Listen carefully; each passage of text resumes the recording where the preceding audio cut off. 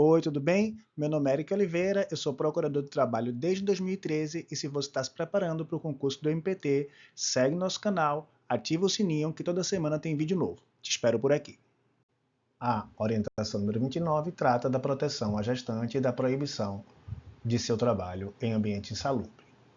E assim diz a orientação: não pode ser conferida à gestante e à lactante a possibilidade de exercer suas atividades em atividades e operações consideradas insalubres em qualquer grau, ou seja, insalubridade de qualquer grau, pois o meio ambiente de trabalho rígido, seguro e saudável é direito de indisponibilidade absoluta. O que isso quer dizer? Que a gente tem ali uma proteção à dignidade da pessoa humana, da gestante e do nascituro, a ideia de redução dos riscos inerentes ao trabalho insalubre e uma tutela completa do nascituro e da lactante. Inclusive, há entendimento pacificado no STF na ADI 5938 com efeitos vinculantes CH omnes. Então, o empregador vai ter a obrigação de retirar imediatamente a gestante e a lactante desse ambiente salubre, com transferência para um ambiente seguro e saudável, preservando a remuneração, incluindo o adicional de insalubridade. E tudo isso deve acontecer independentemente da apresentação de atestado médico recomendando o afastamento. O afastamento tem que ser automático. Passemos então para a orientação 30. As normas regulamentadoras revisadas após a publicação do Decreto 9944 de 2019, que reinstituiu a CTPP, a Comissão Tripartite Paritária Permanente, constituem novo arcabouço normativo de prevenção de acidentes e adoecimentos relacionados ao trabalho. Podem ensejar vulneração do princípio constitucional do risco mínimo regressivo, risco ocupacional regressivo mínimo e do retrocesso social nas áreas de saúde e segurança do trabalho. E a ideia aqui é que notícias de fato envolvendo o sistema de normatização integrado pelas NRs devem passar também pelo controle de constitucionalidade, convencionalidade e legalidade na forma indicada nos quadros descritivos das principais irregularidades identificadas pela Coordenação Nacional e ou notas técnicas aprovadas pelo colegiado da CODEMAT. O que quer dizer que a mera aplicação literal das novas normas não traduz periodicamente a evidência de inexistência de lesão aos interesses tuteláveis pelo MPT. Isso quer dizer que o MPT se manifesta contrariamente a algumas dessas alterações realizadas nas NRs a partir da edição do Decreto 9944 de 2019, que foi atualizado pelo Decreto 11496 de 2023. Essas mudanças traduzem violação ao princípio do risco mínimo regressível aplicável ao direito ambiental do trabalho. E o que é esse princípio do risco mínimo regressivo forte em Sebastião Geraldo de Oliveira? A ideia é a redução máxima dos riscos inerentes ao trabalho em direção à sua eliminação. Ou seja, o risco deve regredir ao seu mínimo nível possível. Como é que a gente faz isso? A gente identifica os riscos, mapeando todos os perigos do ambiente de trabalho, implementa medidas para diminuir esses riscos com o foco final de eliminar, com o paradigma, com a visão em eliminar completamente esses riscos ocupacionais. Talvez a gente não chegue na meta, mas a gente tem que trabalhar em prol dessa meta, para chegar cada vez mais próximo dela. E aí passamos para a orientação número 31, que diz assim: a comunicação de acidente de trabalho, CAT, e a notificação do Sistema de Informações de Agravos de Notificação, o SINAM, todos esses dois a gente vai falar profundamente, tá? Possuem fins estatísticos e epidemiológicos, devendo ser emitidas em caso de confirmação ou de suspeita de acidente ou adoecimento relacionado ao trabalho. Essa orientação tem como base a Convenção 160 da OIT, especialmente artigos 1º-H e 14, sugiro a leitura, artigo 69 da CLT, 22 da Lei 8.213, 336 do Decreto 3048 e artigo 78 da Lei 6259. A ideia aqui é que a omissão de notificação constitui uma infração sanitária segundo esses dispositivos, também constitui uma infração administrativa, segundo o artigo 22 da Lei 8.213, e um crime, segundo o artigo 269 do Código Penal. Em caso de agravo à saúde, cujo código, no CID, tem anexo técnico epidemiológico, nos termos do artigo 21A da Lei 8.213, com a atividade econômica, é presumida a relação de adoecimento com o trabalho. Nós vamos explicar tudo isso, tá? A gente vai falar sobre o INTEP, sobre agravo à saúde, mas aqui o que você tem que saber é que se existe um agravo cujo CID tem a relação com aquela atividade, é presumido a relação de adoecimento com o trabalho. O que é que isso quer dizer? Você pega um setor específico, vamos pegar o setor bancário. O nexo técnico epidemiológico é um estudo em que se vê quais são as doenças que acontecem em grande volume naquele setor. Vamos pegar o setor bancário. O nível de adoecimento por depressão, doenças mentais, é muito alto. Então, se alguém tem doença mental trabalhando no banco, a gente vai pressupor que essa ansiedade, essa depressão ocorreu por conta do trabalho. A gente pode até depois provar que não foi, mas a presunção é de que tem relação. O instrumento do NTEP já foi declarado constitucional pelo STF, na DI 3931, de forma que devem ser formalizadas as notificações aos órgãos competentes, seguidas de investigações das causas, inclusive para fins de revisão do PGR e consideração do PCMSO, todos temas que a gente vai ver com profundidade. Se houver reconhecimento de nexo técnico epidemiológico, o empregador tem que formalizar a emissão do CAT com comunicação obrigatória para o INSS, vai ter que fazer uma análise detalhada dos fatores que causaram aquela doença. Com base nessa análise, vai revisar e atualizar o PGR e considerar isso no PCMSO para efeitos de patologia. Então, se reconhece que esse é um tipo de morbimortalidade que tem acontecido muito naquele setor, a gente vai ter que passar a fazer exames a esse respeito, né? Então, se descobrir que várias pessoas naquele setor estão tendo perda auditiva, nos próximos exames a gente vai ter que ter exames auditivos, isso vai ter que ser incluído no PCMSO.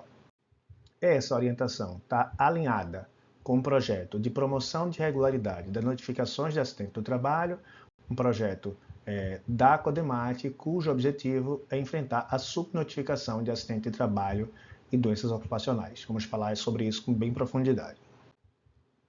Então, o empregador vai ter duas obrigações ali, né? Uma coisa é o CAT, é emitir a comunicação de acidente de trabalho para o INSS, e a outra é informar ao sistema de informações de agravos de notificação. Se o trabalhador for empregado, é necessário emitir CAT e notificação do SINAM. E passamos então para a orientação número 32, que fala sobre inconstitucionalidade da flexibilização baseada no tamanho da empresa.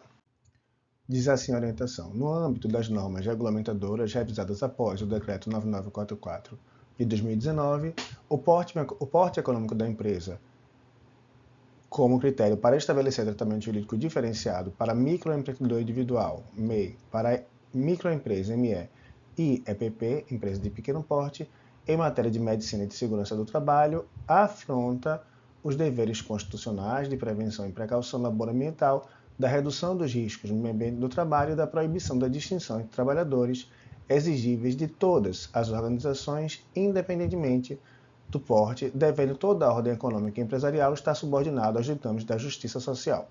Inteligência dos artigos 5º, 7º, 22 e 32, 170, 179, 196, 200, 2 e 8 e 225 da CF, Convenções 155, 61 e 87 e artigo 50 da Lei Complementar 123. No 2, ele diz: enquadram-se na presente orientação, exemplificativamente, a dispensa da elaboração do PGR-PCMSO, item 1.8 da NR1, a redução da base de cálculo para a constituição e dimensionamento do SESMIT 4531 da NR4, a ampliação da periodicidade das reuniões da CIPA Item 5611 da NR5, tratamento diferenciado para a realização de exames médicos ocupacionais. Item 77 da NR7, qualificação do capacitor para o treinamento de máquinas e equipamentos. Item 12.16.361 da NR12 e a dispensa da elaboração do AET. Item 17.34 da NR17.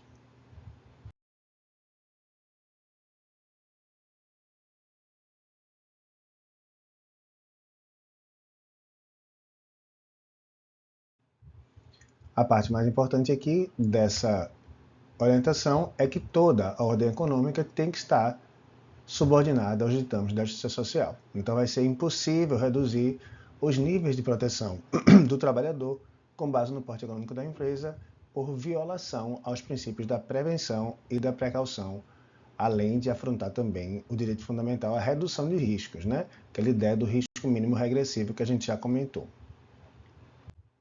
A orientação 33 trata dos princípios da prevenção e da precaução. O Estado, as organizações responsáveis pelo meio ambiente do trabalho, os trabalhadores e os sindicatos devem orientar suas ações em termos de prevenção e precaução no meio ambiente do trabalho para evitar a possibilidade de sérios e/ou irreversíveis danos ambientais, mesmo quando a informação científica for incompleta ou inconclusiva. É o princípio da precaução. Sabemos que o princípio da prevenção é aquele que determina a adoção de medidas tendentes a evitar danos ao meio ambiente.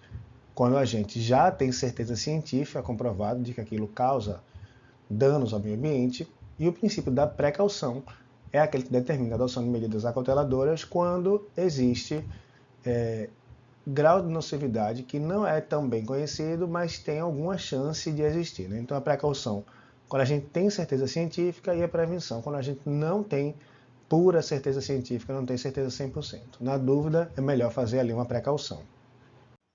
E quem é que vai ter essa obrigação de provar se a gente tem ou não tem certeza científica? O ônus dessa prova técnica vai incumbir àquele que se beneficia economicamente da atividade produtiva, e aí, se ele quiser sustentar que não existe dano, ele é que vai ter que comprovar, inclusive sob pena de responsabilidade civil, trabalhista, penal e administrativa. Qualquer decisão relacionada ao meio ambiente do trabalho vai ter que passar por esse crivo, por essa filtragem da prevenção e precaução para a gente saber se tem ou não consequências para a saúde do trabalhador. A gente passa para a orientação 34, que fala do princípio da melhoria contínua. Os procedimentos investigatórios devem priorizar a aplicação do princípio da melhor técnica, de forma a proteger o trabalhador e a trabalhadora e propiciar um meio ambiente do trabalho saudável, seguro e equilibrado. Sempre deverá ser buscada a tecnologia mais adequada para proteger a saúde do trabalhador e da trabalhadora, interpretando-se a norma como proteção mínima exigível. Então, na nossa atuação, a gente vai exigir do empreendedor, do empregador, que se houver no mercado uma medida de proteção que seja mais eficiente, a gente não pode se conformar com a adoção de uma medida de protetiva inferior. Teremos como fundamento Constituição, artigos 1, 3, 7, caput e 22, 179, 225, artigo 10, item 2 da Convenção 119 e artigo 4º, item 2 da Convenção 155. A orientação 35 trata sobre limpeza urbana. A atividade de limpeza urbana com deslocamento em estribos apresenta incompatibilidade com a norma de segurança viária, norma mais protetiva, apuração dos impactos na saúde e na segurança no caso concreto. Em caso de denúncias envolvendo deslocamento de trabalhadores da coleta em resíduos sólidos, nas plataformas operacionais de estribos, dos veículos coletores e compactadores, devem ser apurados os impactos negativos dessa forma de organização do trabalho. Então, aquele trabalhador que recolhe lixo e vai andando pendurado no estribo do caminhão. Quanto aos trabalhadores, a gente vai ter esses que andam nos estribos, risco de queda, de atropelamento, lesão por vibração e esforço repetitivo. Do ponto de vista psíquico, um estresse constante, ansiedade pela exposição ao perigo. existe um conflito entre o que diz a NR38 e o Código de Trânsito, a NR38 autoriza os trabalhadores a se deslocarem nos estribos, ao passo que o artigo 235 do Código de Trânsito proíbe conduzir pessoas em locais não destinados a passageiros. Aqui a gente tem um conflito, né? E deve prevalecer a norma mais protetiva, afora que essa daqui é uma lei e esse daqui é um ato infralegal. Aquela deve prevalecer a norma mais protetiva, aquela que protege melhor a saúde e segurança do trabalhador. Na ocorrência de acidente e agravos à saúde do trabalhador e da trabalhadora, a empresa deverá ser instada a alterar seus processos produtivos e organização do trabalho e ou implementar novas medidas de prevenção, inclusive a supressão do deslocamento dos trabalhadores nos estribos, independentemente do prazo de monitoramento de acidentalidade do setor a cargo da CTPP. É recomendável a atuação visando a emissão de CAT e a notificação ao SINAM, que possuem fins estatísticos e epidemiológicos. Vejamos que é a segunda vez que a gente fala disso, né? Esse é um tema que a gente vai comentar que está bem em evidência na CODEMAT, nos termos da orientação 31 e a inclusão de obrigação em TAC ou OCP que preveja a definição do agente causador do acidente e da doença como plataforma operacional ou estribo na CAT, sempre que essa for a causa, a fim de subsidiar o monitoramento da CTPP com dados condizentes com a realidade. Então, se a empresa na CAT simplesmente escreve queda ou acidente, a gente vai ter uma imprecisão e não vão mostrar o que é que realmente ocorreu e que ocorreu por conta dos estribos. Então é importante que a gente faça isso para que a CTPP tenha dados confiáveis para tomar suas próximas decisões e eventualmente proibir o uso de estribos, que é a tese do MPT, né? Passamos para a orientação 36, que diz que a identificação e avaliação de riscos psicossociais no trabalho deve considerar, no mínimo, os agentes e ou fatores identificados na parte 5 da lista de doenças relacionadas ao trabalho LDRT.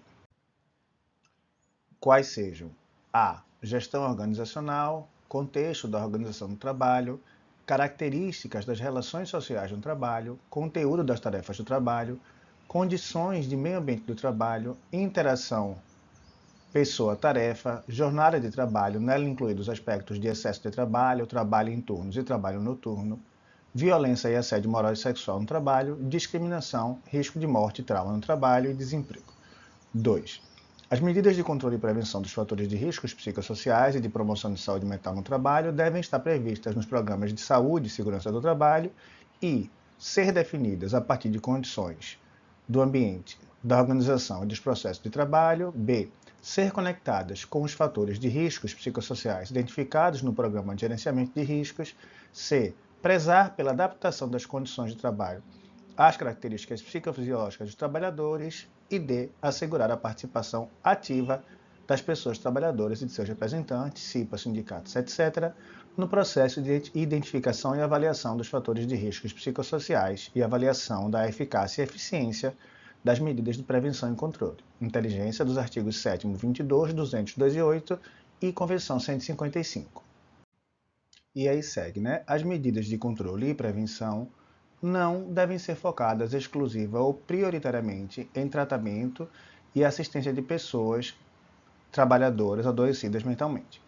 Os casos de doenças mentais relacionadas ao trabalho, reconhecidos pelo INSS ou pela empresa, inclusive objeto de suspeita ou hipótese de concausa, devem ser analisados de forma documentada pela empresa para fins de obter evidências para subsidiar e revisar as medidas de controle e prevenção existentes.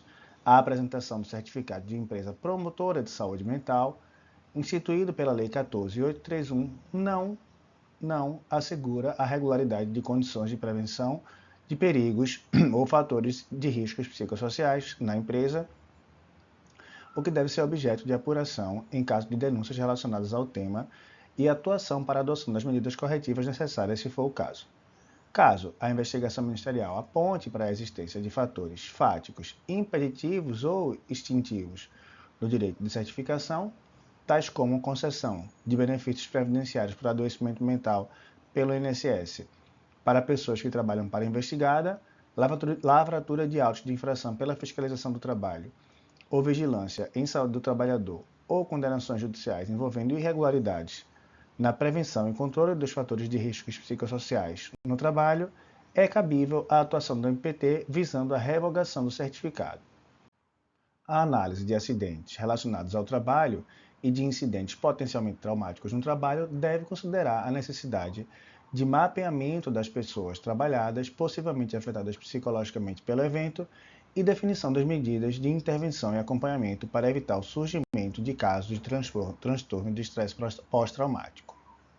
Então vamos destrinchar aqui, né? Ali no começo a gente fala do rol mínimo de fatores de riscos psicossociais que tem que ser considerados, então a gente tem que considerar a gestão organizacional, as características das relações sociais, as condições do meio ambiente, o contexto da organização do trabalho, o conteúdo das tarefas, a interação entre a pessoa e a tarefa. Também temos que considerar a jornada de trabalho, incluindo o excesso de trabalho, o trabalho em turnos e o trabalho noturno, a possibilidade de assédio moral e sexual no trabalho, casos de discriminação, riscos de morte e trauma e desemprego. Tudo isso tem que ser considerado no aspecto mais amplo da análise dos riscos psicossociais no trabalho.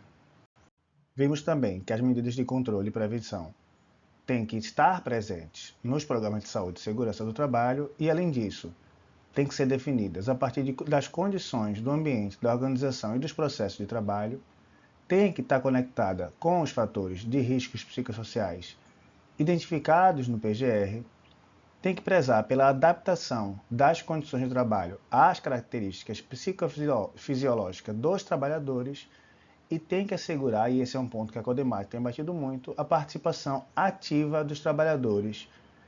Então, quem mais sabe dos riscos da atividade é a pessoa que está lá todo dia. Então, a gente tem que ouvir esse trabalhador para identificar e mapear esses riscos. E não adianta a empresa dizer que presta assistência depois que esses fatos já ocorreram, né? A ideia é a gente focar na prevenção coletiva. O que a gente quer é que esses problemas não aconteçam mais. A gente quer que os trabalhadores não adoeçam mais. Então a empresa fala, mas não sei quem adoeceu e eu forneci assistência. Isso não é o suficiente. A gente quer uma prevenção para eliminar o risco, modificar a organização do trabalho, conceder treinamentos e criar protocolos de prevenção como canais de denúncia. Todos esses casos de adoecimentos mentais devem ser documentados, analisados pela empresa para produzir evidências e subsidiar e revisar as medidas de proteção e controle. E a empresa tem que se movimentar, como a gente disse, para que esses adoecimentos não aconteçam mais. Então tem que verificar se teve nexo causal, né, como se fosse um NTEP. Será que naquele setor da empresa várias pessoas estão adoecendo? Será que não tem algo errado naquele setor? Tem que ver essas relações entre as condições de trabalho e adoecimento. Tentar identificar padrões ali, né, ver em quais setores, em quais funções, ou quais são os turnos mais afetados, em que as pessoas estão adoecendo mais. Tem que fazer uma análise epidemiológica desses afastamentos, então em que período aconteceu mais, em qual setor aconteceu mais. Ouvir os trabalhadores, a CIPA e os sindicatos e avaliar a efetividade. Então é um processo cíclico, né? Terminou, a gente vai testar uma coisa nova, ver se deu certo, continua pesquisando. A gente teve na Lei 14.831 de 2024 o nascimento dessa ideia de do certificado que a empresa pode receber, que ela é uma empresa promotora da saúde mental, mas não é porque a gente recebeu uma denúncia, notificou a empresa e ela apresentou esse documento que a gente vai necessariamente arquivar o procedimento, né? Ela pode ter esse certificado e aí ainda assim tem muita gente adoecendo por saúde mental. Então tem que investigar. Se a gente, na nossa investigação, a gente perceber que aquele certificado ele foi mal expedido, né, mal emitido, ou seja, a empresa tem o certificado, mas ela não promove a saúde mental, a gente pode atuar para revogar esse certificado, para que a empresa não tenha mais esse certificado, né? E como é que a gente vai saber se a empresa não é digna de ter aquele certificado? Pelo volume de afastamentos informados ao INSS de doença mental. Se a empresa tem vários autos de infração lavrados pela Auditoria Fiscal do Trabalho ou pela Vigilância de Saúde relacionados a adoecimento mental ou condenações judiciais. Além disso, a gente tem que ver os traumas que foram gerados naqueles trabalhadores para a gente tentar mapear quais são essas pessoas que estão sendo possivelmente afetadas psicologicamente e definir medidas de intervenção para evitar o surgimento de estresse pós-traumático. Aqui é um pouco da parte de assistência também. O CAT hoje em dia é emitido através do sistema CAT-Web e basta entrar lá para a empresa, basta entrar lá, o CAT não é uma coisa difícil de fazer, mas esse registro deve ser feito tanto quando a gente tiver certeza do acidente, quando a gente tiver suspeita do acidente. E aí, se na investigação a suspeita não se confirmar, a CAT é cancelada. Mas havendo suspeita, já tem que emitir a CAT. A portaria 4 de 2017 define ali quais são os casos de notificação compulsória. Então, notificação compulsória é a comunicação obrigatória à autoridade de saúde sobre a ocorrência de suspeita ou confirmação de doença grave ou evento de saúde pública. A notificação compulsória imediata é aquela que é realizada em até 24 horas por meio de comunicação mais rápido disponível, e a notificação compulsória semanal é realizada em até 7 dias após o conhecimento da ocorrência. A notificação é compulsória, e ela é obrigatória para os médicos, para os profissionais de saúde e para os responsáveis pelos serviços públicos e privados de saúde que prestam assistência ao paciente, tudo em conformidade com a Lei 6259 de 75, no artigo 8º. Então, tanto os estabelecimentos de saúde, públicos ou privados, os estabelecimentos educacionais e de cuidado coletivo, quanto os serviços especializados, como hemoterapia e laboratórios, todos esses vão ter obrigação de emitir a notificação. A portaria estabelece a lista de notificação compulsória. Então a gente vai ter ali acidentes com material biológico. Aí mais uma vez vale lembrar a nova Convenção 192, da mais recente agora. Acidentes graves e fatais e com menores. E além disso, a gente tem novas inclusões, como câncer, dermatose, distúrbio de voz, hepatite B em gestante, lerdorte, perda auditiva, pneumoconiose, transtorno mental. Voltei. Aqui no YouTube a gente posta só uma fração das nossas aulas. Se você quiser ter acesso a todas as coordenadorias de forma completa e atualizada, mais direitos humanos, mais atuação extrajudicial do MPT, clica no link que está aqui na descrição para adquirir o seu curso. Toda semana a gente tem vídeo novo aqui. Espero você por aqui. Um grande abraço e bons estudos.